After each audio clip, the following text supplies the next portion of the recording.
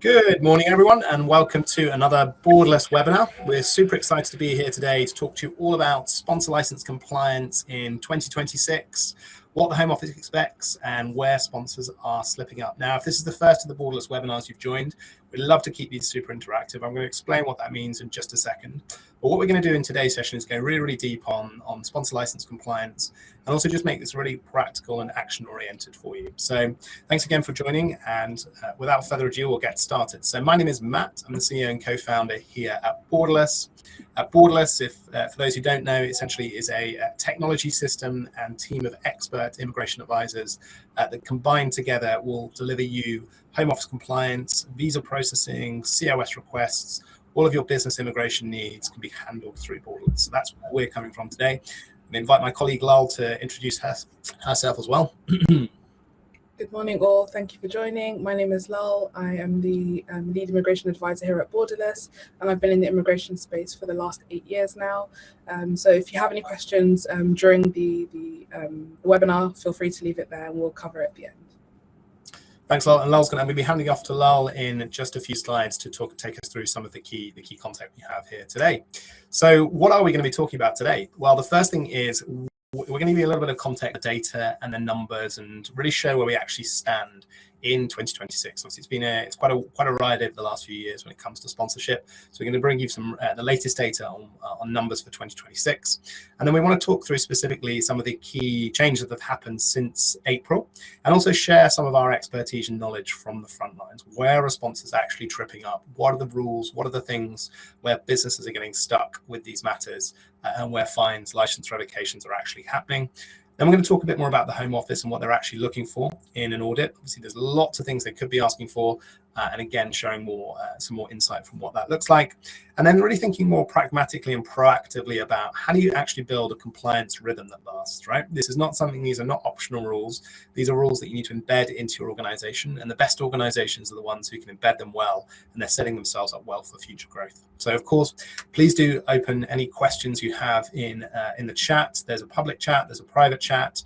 Feel free to leave those in. We've also got lots and lots of polls in as we go through the sessions today. So our first of these polls is actually around, let us know how you're feeling about a Home Office audit. And in particular, the question to you, everyone here on the audience here today is, if a Home Office auditor walked in tomorrow, so they arrive at your door, they knock on the door, they give you a phone call and they say, hey, it's the Home Office, we're outside, can we come and audit your business? How would that make you feel? How ready do you feel? Do you feel completely 100% prepared? Are your records all current? They're all there. Do you feel a little bit nervous? Mostly there. There'd probably be some gaps. I'm not completely sure. Do you feel completely not ready at all? Or finally, you're not even sure what they would have asked for. You don't know what a Home Office audit is. You're not in that situation. So let us know if the Home Office were walking in tomorrow or this afternoon, how would you feel about the current state of your business compliance with immigration?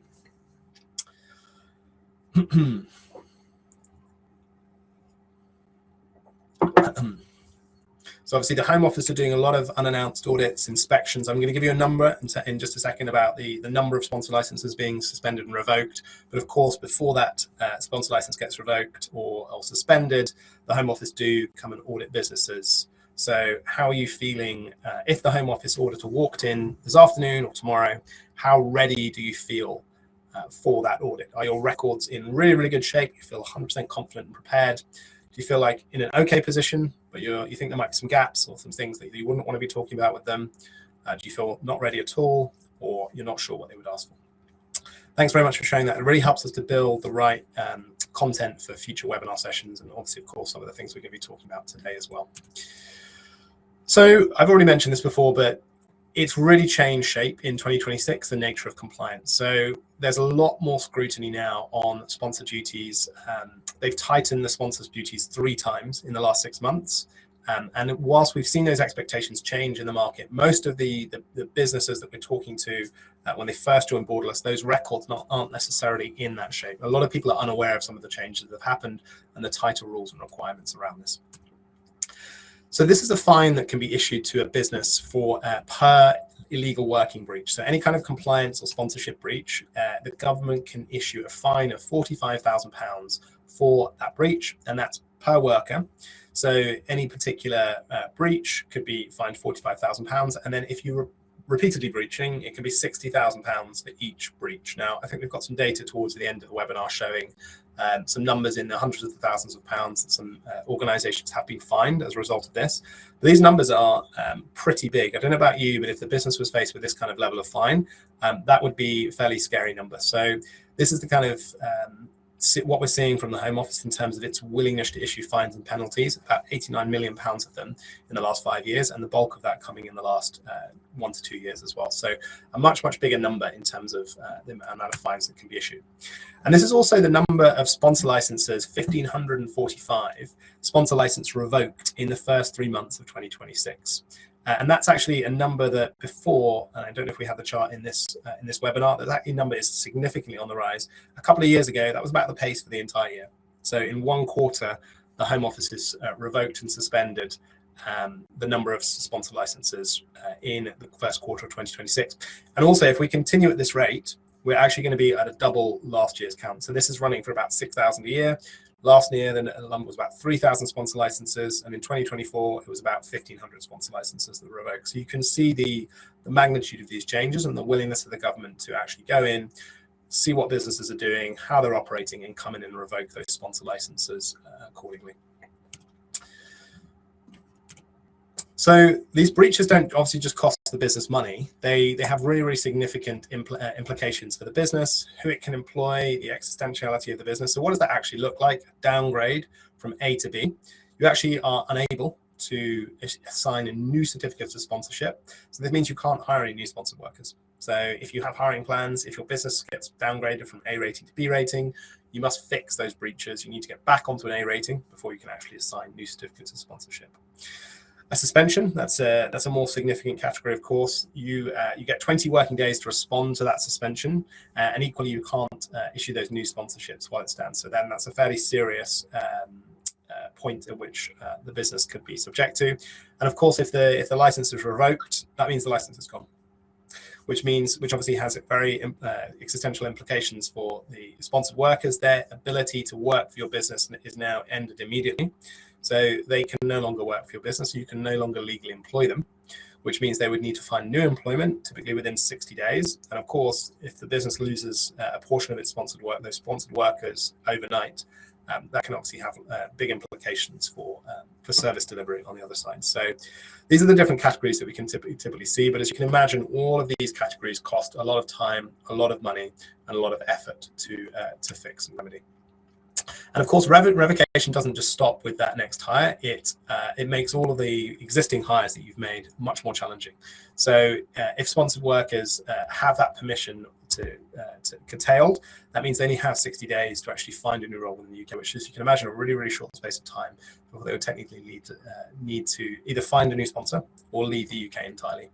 And this means that you would lose the people, you would lose the time associated with hiring those individuals and all of the recruitment efforts that you put into to recruit those individuals. So you really don't want to be in this category of having a sponsor license revoked. So I'm going to hand over to my colleague Lal now, who's going to give us a lot more information on the actual changes that have happened since April and where some of the sponsors are slipping up. So over to you, Lal. Thanks, Matt. So as we know, every April, there's always some changes announced by the Home Office. This April was no different. So there were 3 changes that the Home Office announced. This was that the salary was now to be judged in every pay period and not averaged across the year, and that took effect from the 8th of April. The Home Office previously did mention the importance of choosing an adequate role, but they did place a lot more emphasis on that as well. So they've said that the job must genuinely match the description listed on the certificate of sponsorship. And also now the workers' rights are also another emphasis has been placed on workers' rights, and employers are either must provide adequate training on their employee rights, but also have something embedded in their employment contract. So we'll cover all 3 of these in turn and in more detail. So just covering the salary. So salary now will be judged in every pay period and not across the year. So previously the Home Office would figure out whether the average salary across the year was meeting the threshold, but right now they're covering salary over a rolling period. So what they're looking to see is that every payslip must meet the minimum on its own, and they're assessing this over a 3-month basis. So you might notice that if you're receiving any digital compliance checks, they're asking for payslips covering a 3 to 6 month period so that they can make that assessment. The next thing that so the worker salary must be covered within that pay period. Any unpaid week or a drop in hours, or even if there's a month of reduced pay, or if the worker's on sick pay, can put that pay period below the threshold.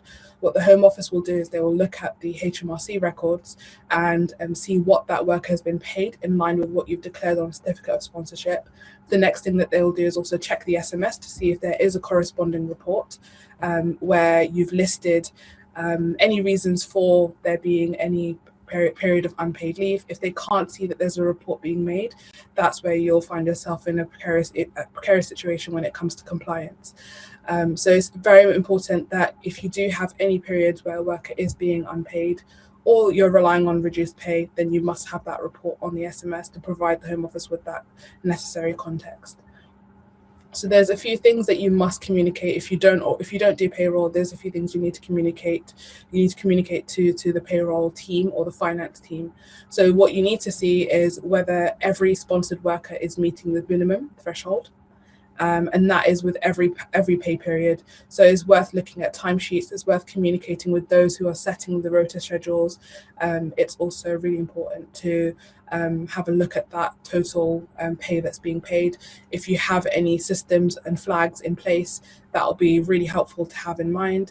And if the pay does drop, or if you do encounter any circumstances where you feel like the pay has to drop, then the best advice that we would give is also just to seek advice first before you make those changes, because the Home Office has continually placed emphasis on salary compliance. So not meeting the salary could have devastating consequences on the license itself. So it's always worth just to check with a legal advisor or an immigration advisor just to see if the changes that you want to make are even allowed. Next slide, please. So the next thing that they have announced is that the job has to match the description exactly. So we already know this. The genuine vacancy test was in place before they announced this new rule, but it's something that they've again placed emphasis on, and I think it's an area that has raised compliance concerns to the Home Office. Often when they reinforce areas of the guidance, it's often because they're seeing trends and patterns in the way that sponsors are behaving and also issuing certificates. So the fact that this has also been emphasized again in this new rule change is showing that this is probably an area of focus that they will aim to look at when they do audits. Often the biggest one I see is carers who are working the scope of a senior carer, but their occupation code hasn't been changed. So normally if a worker has shifted or the scope of their role has shifted outside of what was initially put in their certificate of sponsorship, it's always worth assessing what that role looks like now and what occupation code it would likely fit into now. And the most compliant thing is to stop the worker from working any duties that take them outside of their code. But yeah, so stop the worker from taking the role that falls outside of their code, and also then issue them with a new certificate of sponsorship. Only when they apply for their new visa and that's approved will that change be formalized, and that's where the Home Office will consider that worker has officially changed occupation code. So again, this is something that will come about in an audit. It's not something that often slips through their radar. Employee interviews are a key part of that. So if they do speak to your employee and they are describing a role that doesn't really look like the role that's on their certificate of sponsorship, then that could be grounds for revocation. Next slide, please. So key pieces of advice here is that once you've assigned a certificate of sponsorship and you have the job description listed, it's always worth double checking this, keeping an eye on this, particularly if you offer longer periods of sponsorship. The role that you've offered perhaps at year one might not look the same as the role that the worker is working in year three.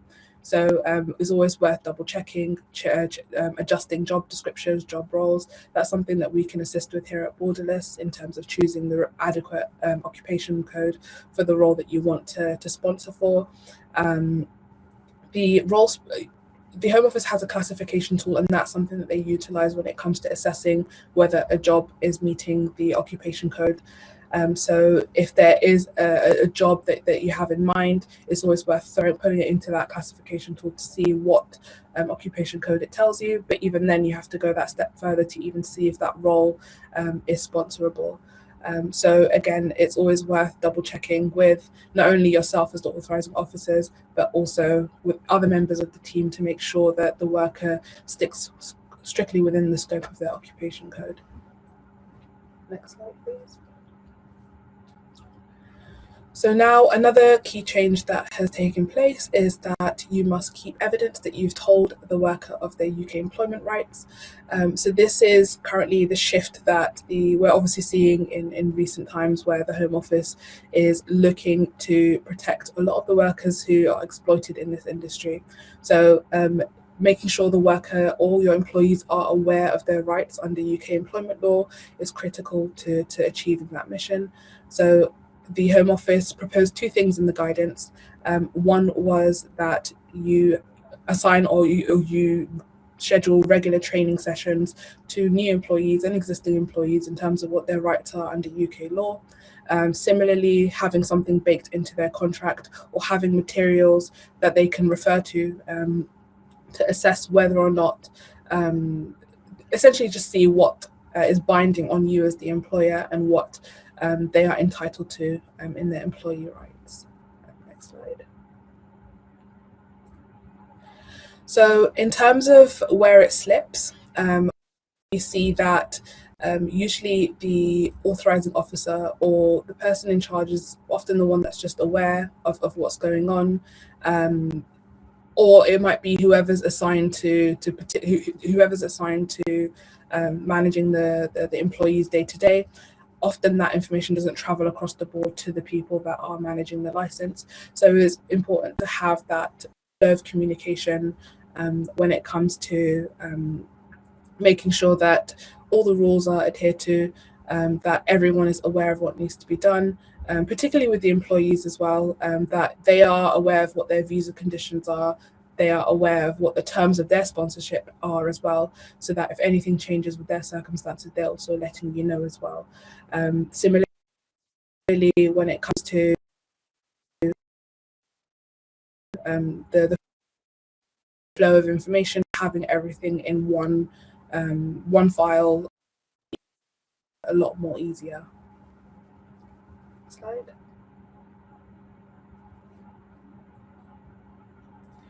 So what to do when the Home Office comes knocking? And honestly, they do come knocking. We've seen a lot of unannounced visits happening a lot more frequently. And often, sometimes they do let you know that they are coming as well. You'll often get an email with a request to notify them of your availability.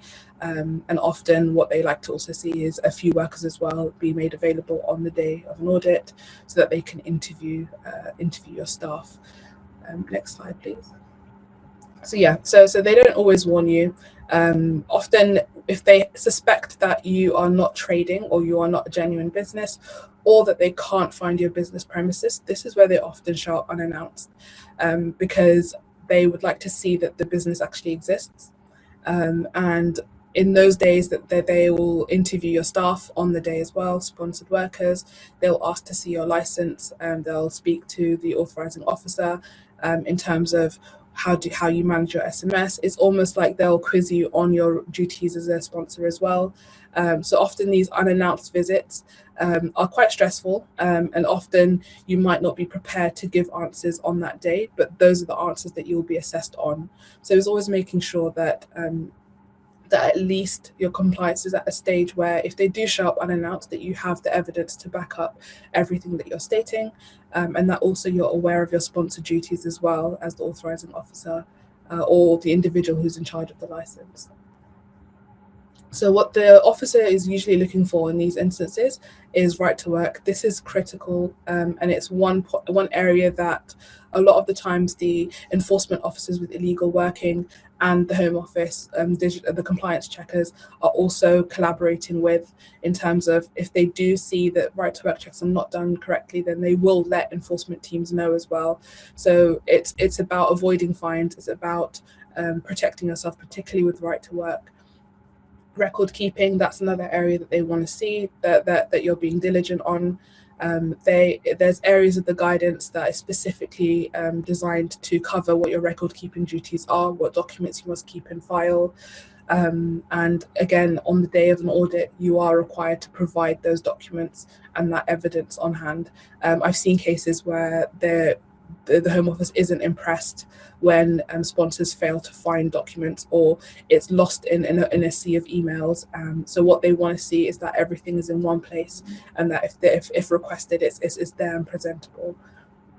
Updated contact details for every sponsored worker. So normally people mistake contact details for something you must report to the Home Office, and that's not usually the case. Usually, if an employee must update their UKVI account with any details and changes of address, contact information, but you as the sponsor must also keep that information up to date, and that's critical for when if you were to end sponsorship for that individual, you must put their last known information on the SMS for the Home Office to be able to reach out to them. And then tracking and monitoring. So if we're talking about the new changes when it comes to unpaid leave, making sure that the role meets what's specified on the certificate of sponsorship, and that aligning with reporting on time, then making sure that your reporting on the SMS is done diligently. You're doing it within the 10 working days that the Home Office gives you to report, and also when it comes to salary, that the workers are paid correctly across now and whenever the pay period covers each pay slip. Next slide, please.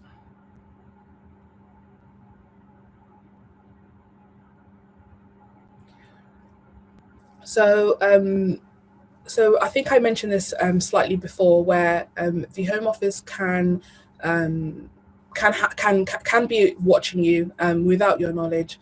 They have information to open source. That they have records, government records, and particularly HMRC share a lot of the information that you present and that you put onto HMRC with the Home Office. And what they will do is they will cross-reference that, what salary you've paid a worker with what's listed on the certificate of sponsorship. If there is a mismatch there, and that's across the board with your sponsored workforce, then that's when they will reach out to you when it comes to asking you to provide information as part of a digital compliance check.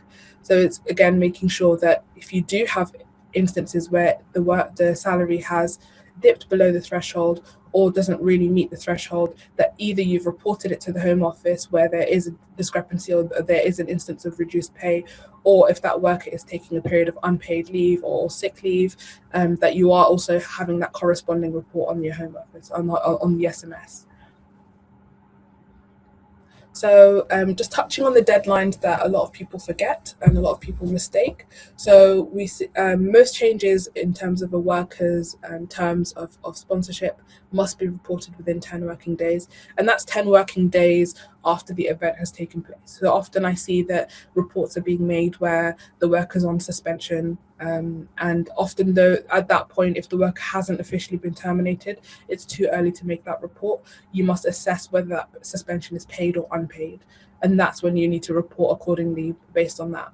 When it comes to terminations, of course, it will be the last working day that they're there at the office. You've got 10 working days from that date. A worker not turning up or is absent without leave, those instances often have an impact on the worker's sponsorship status.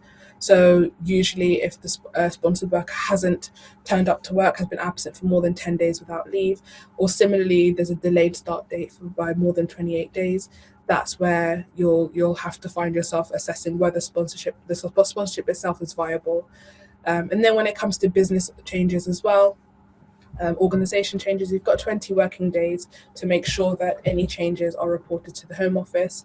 And again, they've got access to information online, and Companies House is something that they utilize a lot when it comes to assessing whether the ownership structure of the business has remained the same or has changed. And often that's where you'll get caught out, and the Home Office will give you 20 working days to make sure that you've taken action.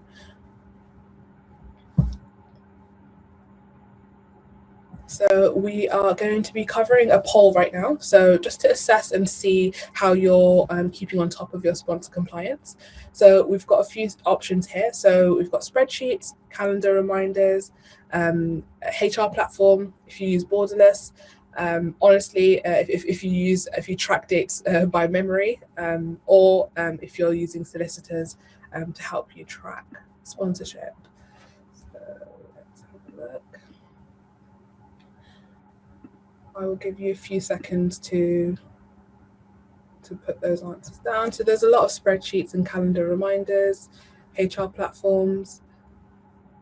The nice percentage of people using Borderless, which is great to see. We've got 3% using memory, which is interesting. But I would say for the vast majority, we've got spreadsheets and calendar reminders.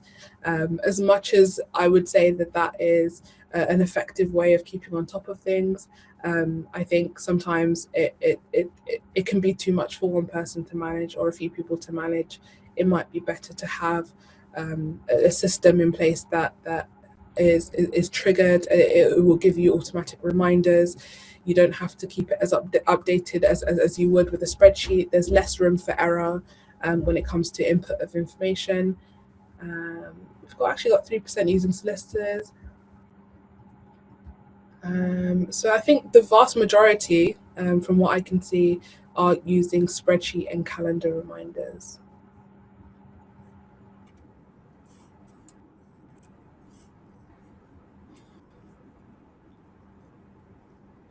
Great, thanks, Lol. I can take over from this bit. Thank you, everyone, for completing that poll. That really helps us to understand how people are currently tackling the world of compliance. And really just to echo those points that Lol made earlier, spreadsheets, it's a great way to get started, but we typically find that after a while, there's a lot of risk to that particular spreadsheet or the person who knows that spreadsheet really well. We don't find they scale very well. And those HR systems, Borderless integrates with those HR systems. So great to have that as your employee source of truth, but that's a very different kettle of fish to what Borderless is doing from an immigration compliance perspective, of course. So we're just going to cover off now a bit more about compliance and this idea that this is a continuous rhythm that businesses should be getting into, rather than a once in an event, a home office driven event scramble around this. So these are not really a lot of the compliance failures we typically see when we support businesses going through those audits, those inspections. If they're coming to Borderless for the first time, is a lot around admin errors and admin mistakes. It's that missed date, it's that outdated record, it's a salary dip that no one flagged. It's all the things that Lol's been describing along with a much larger set of compliance rules and responsibilities. And so we typically see that these processes are just not fit for purpose as the business adds more sponsored workers or maintains sponsorship for those existing workers, because obviously lots can change with those rules as well. So this is exactly why we've built Borderless and why we think spreadsheets are obviously a good way to get started, but they're not custom built for this purpose, right? They're general purpose tools, which are incredibly useful as that general purpose tool, but not specific to immigration and compliance. So for example, that spreadsheet, it doesn't remind you. It's not going to tell you proactively, hey, there's a visa expiring, we need to do something. It's not going to be able to do that visa for you. And so it's that cell that you need to go and actually look and keep monitoring and keep checking. It also doesn't leave an audit trail. Okay, what happened when, who changed what? So the data integrity aspect of this is not so strong. And then finally, often these are the domain of someone who knows that spreadsheet really well. They tend to break down when other people, other teams need to be involved with that spreadsheet.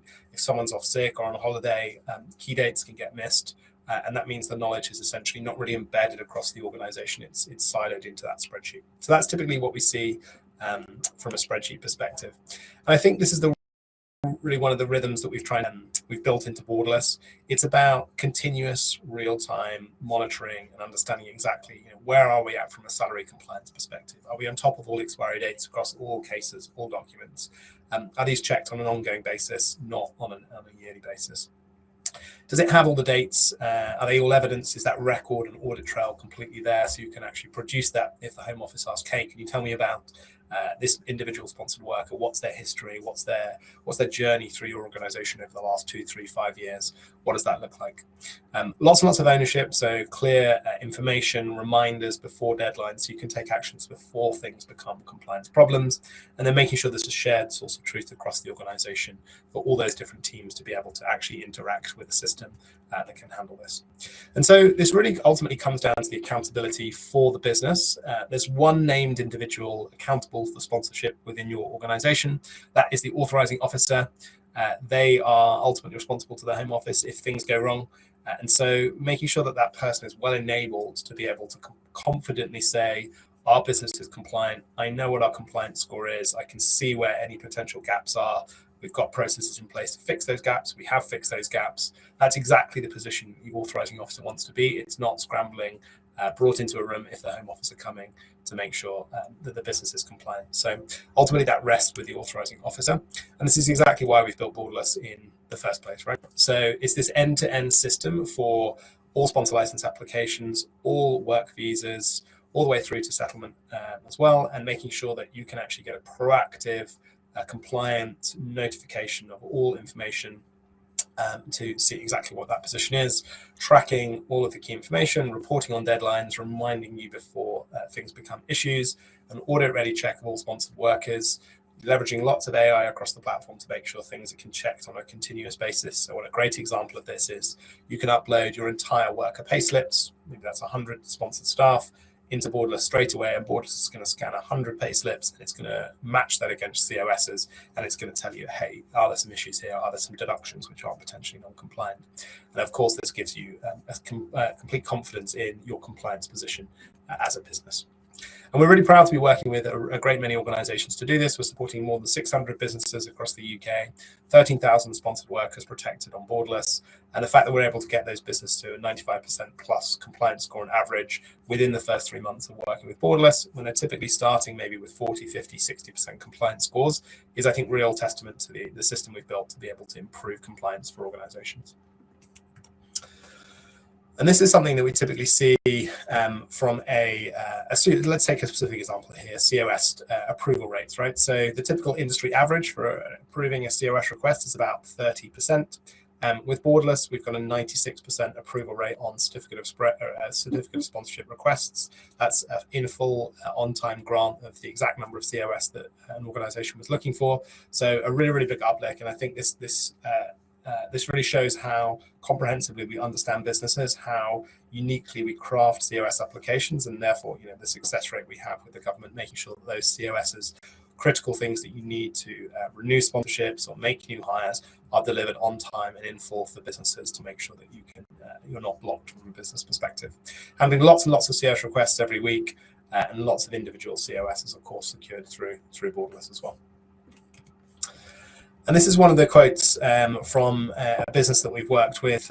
It's all about removing the need to have spreadsheets, manual reminders, calendar reminders, and to give them a complete visibility across their sponsored workforce. That's exactly what Borderless can deliver for your business.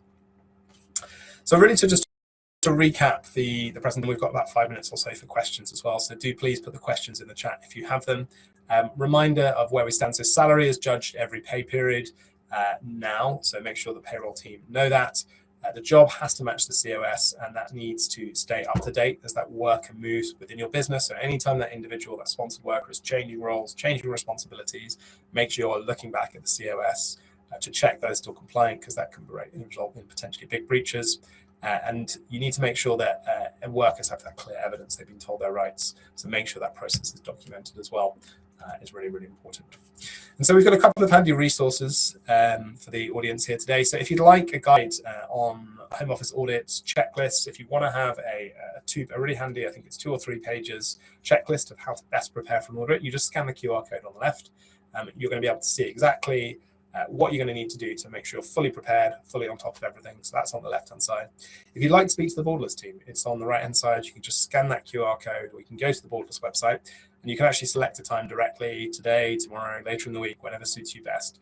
And you can actually book time with our team to speak about specific compliant concerns you have and potential ways that Borderless can help support you with those concerns.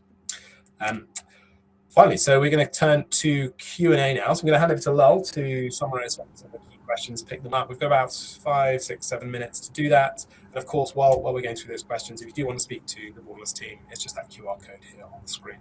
So I'm going to hand over to you now, Lal. Thank you.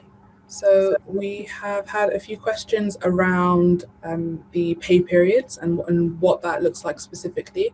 So the guidance has categorized this into whether the workers are being paid monthly. So it's kind of less often. And then that salary will be assessed over a 3-month period, and that's a rolling 3-month period.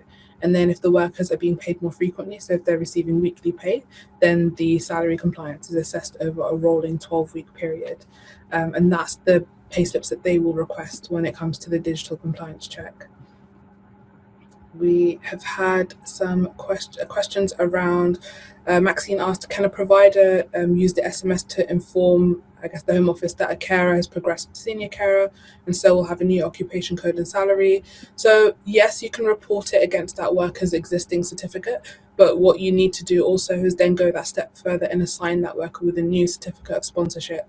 And covering the new occupation code that you've got listed, that worker would then have to go and apply for a new visa application to formalise that change with the Home Office. And only after that visa has been approved can that worker begin working their new post.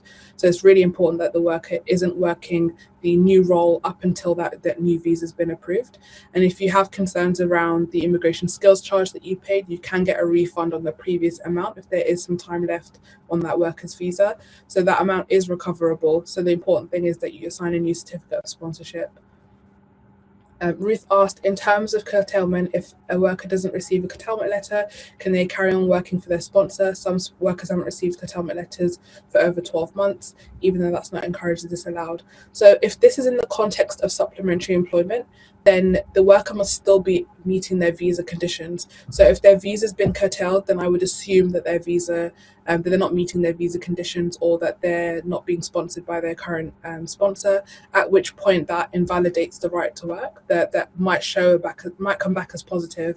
So the right to work guidance and following the conditions under there is incredibly important. If you are already working with us, Ruth, I do get a lot of questions like this. Feel free to drop us an email and we can definitely get back to you with the specific pages of the guidance so you can use that moving forward. Antonio asked, do we have to report to the Home Office if a reduction in pay is down to sickness? So normally the Home Office states that you would need to report it if that period exceeds 10 days. But what I'm finding at the moment is that with the digital compliance checks, the Home Office is also looking at the SMS, and because they're also looking at every the pay slips covering every pay period, it's just important to just report as you go, just so that you don't forget to report, but also you just have a report in place to provide the Home Office with that context if they are doing checks against your license. Jane asked, we've increased the salary for one of our sponsored employees. Do I need to update the SMS? So no, normally salary increases don't have to be reported to the Home Office. You do need to make sure that the workers receive some sort of acknowledgement of their salary increase. So if that's a variation letter to their contract or like an email acknowledgement, that's important to have on file.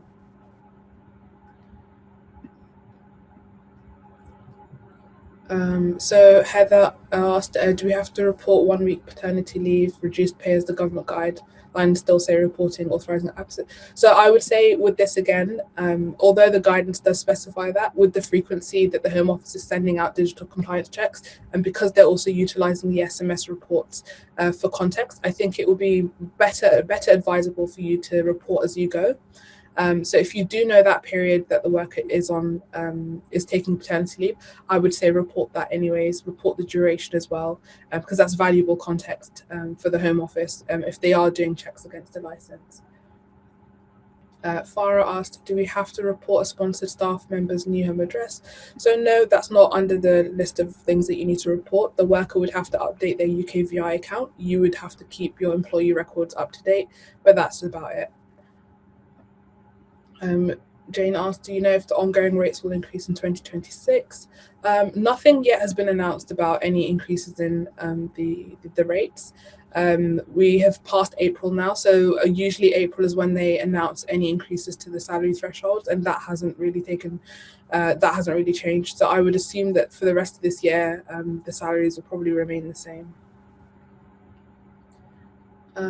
Michelle asked, if terminated, they have an appeal window. What if we report as stopped sponsoring when the decision's overturned?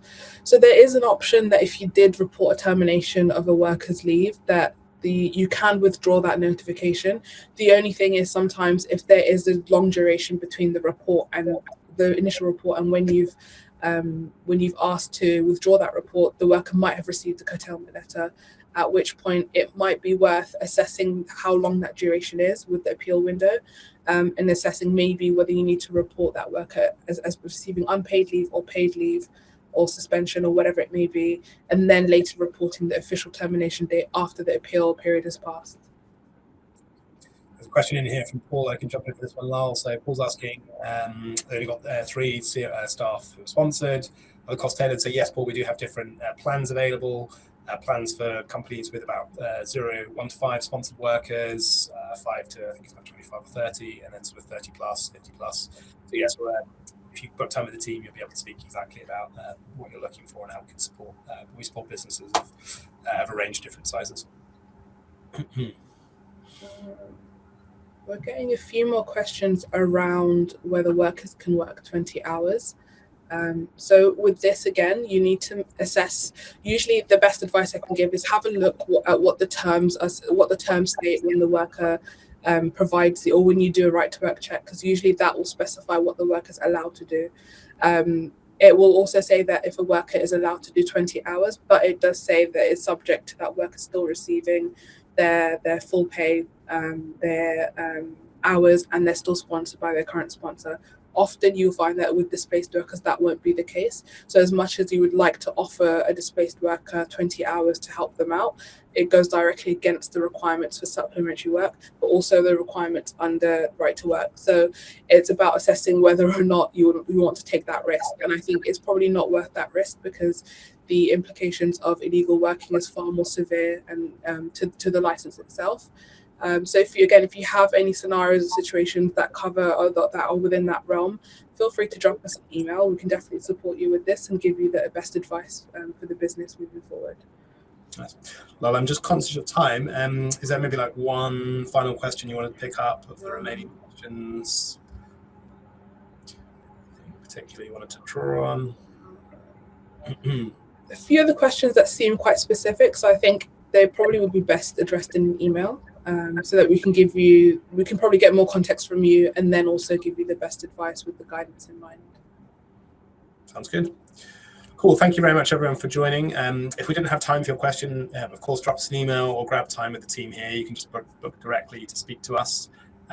Thank you, everyone, for joining. I hope this has been a useful webinar session. We'll, of course, be with you again next Tuesday for the next Borderless topic. So we look forward to seeing you there. Of course, these webinar sessions are all recorded, so if you'd like to share them, that's very easy to do via the Borderless website. And we look forward to seeing you on the next one. Have a great rest of your day, rest of your week, and we will see you all very soon. Cheers. Bye-bye.